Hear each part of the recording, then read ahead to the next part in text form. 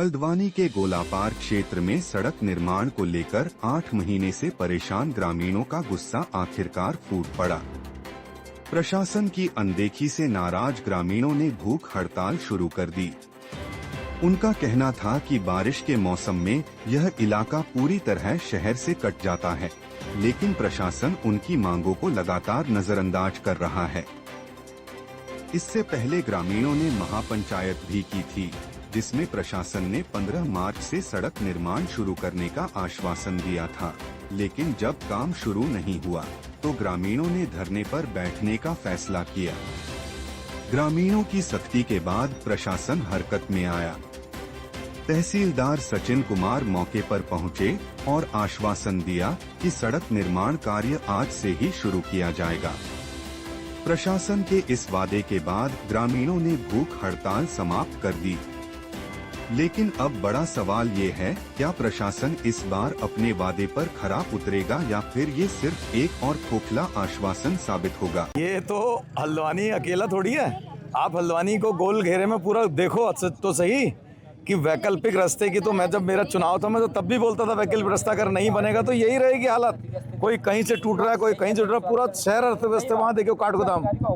एक पुल ने पूरा ऐसा जाम लगाया, जब तक वैकल्पिक रास्ता नहीं बनेंगे, जब तक ये रास्ते नहीं मजबूत तरीके से इनका कोई, जब तक इनका वर्गीकरण नहीं होगा, इस पूरे हल्द्वानी को बहुत बड़ी जरूरत है।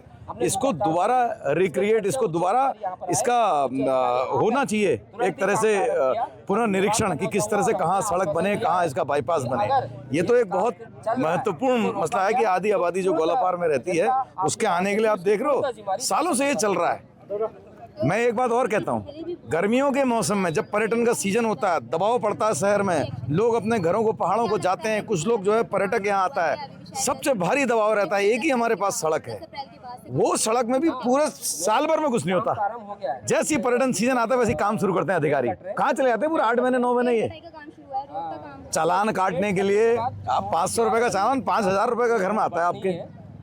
और मार्च के महीने में तो मैंने कल भी वीडियो में डाला था, ये मार्च के महीने में तो ये बिल्कुल ऐसा पहुंचता है कि सारी जो है गलतियां जो है आम आदमी करता है। अधिकारियों की जवाबदेही तय होनी चाहिए। इनका काम धौंसियाना नहीं, सिर्फ कर्तव्य भी है इनके। उसी के नजारा है कि ये हो रहा है, देख लो।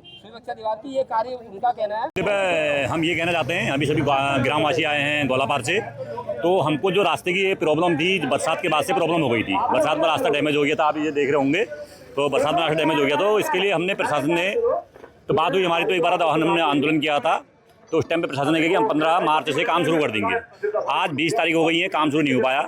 तो इसमें हमारे गांव के अर्जुन बिष्टी जी ने बोला था कि 21 तारीख को मैं भूख हड़ताल करूँगा, 21 तारीख को भूख हड़ताल करूँगा बोला था। तो इन्होंने क्या हुआ कि 20 तारीख को ही बता दिया कि हमारे टेंडर हो चुके हैं और हम काम शुरू कर रहे हैं, और पेड़ कटाना शुरू कर दिया है।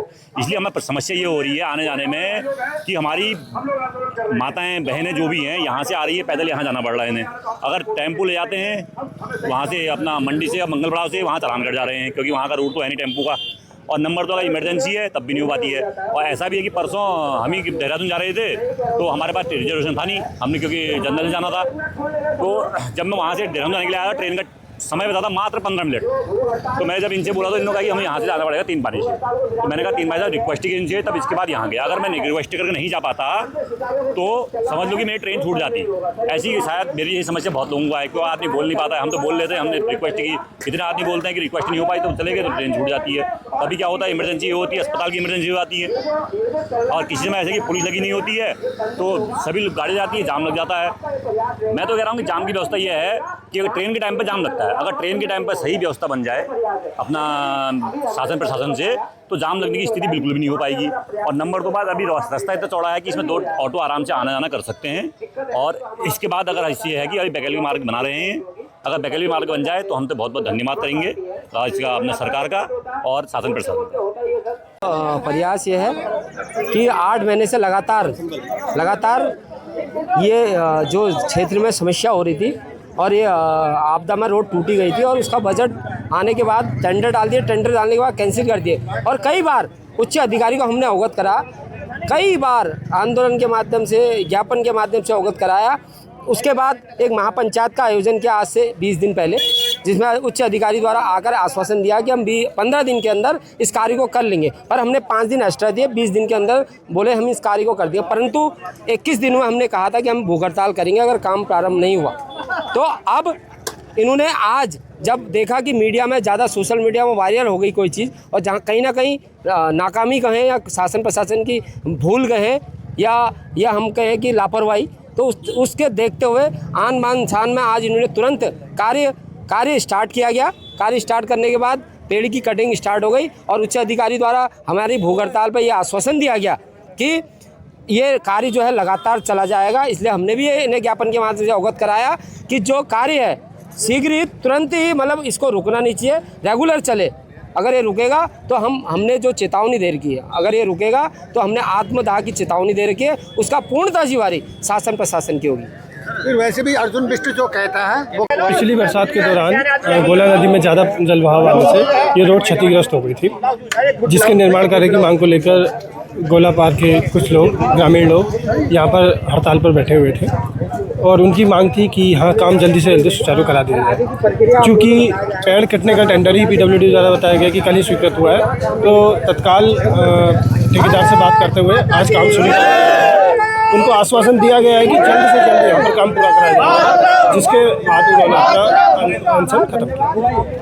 सर देखिए, पिछले महीने भी ये अनशन पर बैठे हुए थे और इनसे कहा गया था कि 15 मार्च तक काम शुरू हो जाएगा, और देखा गया कि काम शुरू नहीं हुआ। दोबारा जी, इस संबंध में PWD द्वारा बताया गया कि कुछ टेक्निकल प्रॉब्लम्स रही टेंडर प्रक्रिया में, जिस कारण ये समय अवधि थोड़ा ज़्यादा लगी, लेकिन अब उनके द्वारा बताया गया कि काम सही समय पर सुचारू होगा।